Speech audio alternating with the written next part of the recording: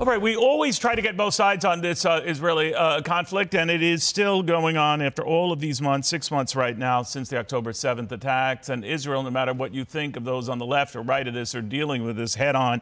Tal Heinrich is the Israeli Prime Minister Benjamin Netanyahu spokesperson, kind enough to join us, maybe to react to what the former Prime Minister Ehud Olmert had to say. Tal, always good to see you. I think the gist of what the Prime Minister was saying, the former Prime Minister, is go slow, be careful, let's not escalate this. What do you think of that?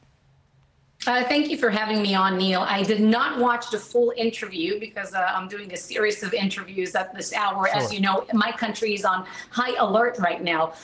First, regarding Iran, we don't seek wars. We don't seek violence. But this concept that we're acting upon, that as the Prime Minister stated it, is if someone is trying to hurt us, somebody's threatening to hurt us, we will hurt them. We're not seeking wars again, but we will do whatever it takes to defend ourselves. We hope that Iran doesn't make another mistake and pushes toward another escalation, because they will bear the consequences. So one of the issues that has come up on the show with a number of people, including your former ambassador, Danny Danon, now in the Knesset, he was telling me that distinction between a direct attack by Iran versus one of its proxies.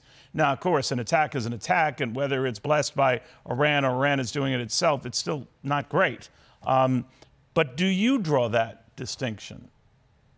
So I don't want to speculate here on air what will happen, because as you understand, everything is so sensitive. We'll have to wait and see how the things unfold. I can tell you, in the latest developments in the region, and I'm sure that you reported in the past hour, there was the seizure of that ship in the Strait of Hormuz.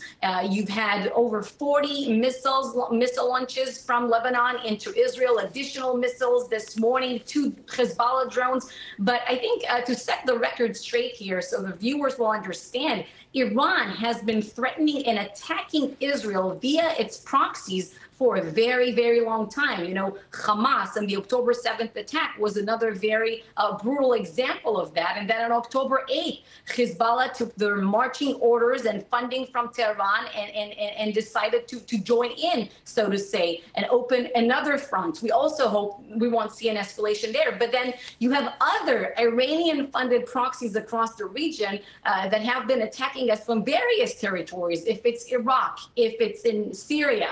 And you have the Palestinian Islamic Jihad, which is fully funded by Iran, the second largest terrorist organization in Gaza. Now, these proxies, if the Houthis in Yemen, they pose a global threat. The Houthis are a global threat to maritime commerce. The militias in Iraq, the same ones that attacked us and fired a drone at Eilat, our southern city, just a few days ago, are the same militias that attack U.S. bases in the region.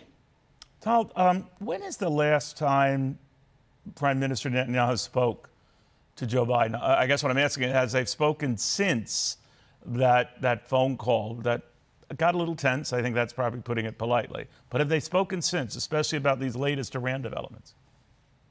Well, since we put out the latest statement, I'm not sure, but I can tell you that they're constant contacts between Jerusalem and Washington, because we do see eye to eye in what pertains to the war objectives in Gaza as we define them, and we're fully coordinated in what pertains to this threat from Iran. General Kurilla, the head of CENTCOM, was sent to the region. He's on the ground.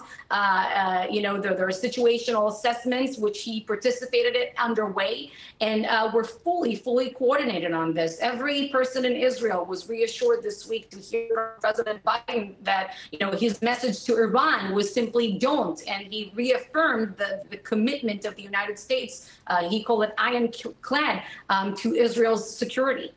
So let me I don't want to belabor that point, Tal, and you've been very patient, but this Rafah invasion of that Benjamin Netanyahu, regardless of what happens around, is still on. You heard, maybe you didn't because you've been busy doing a lot of interviews, I get that, but Prime Minister Olmert had said that would be a mistake.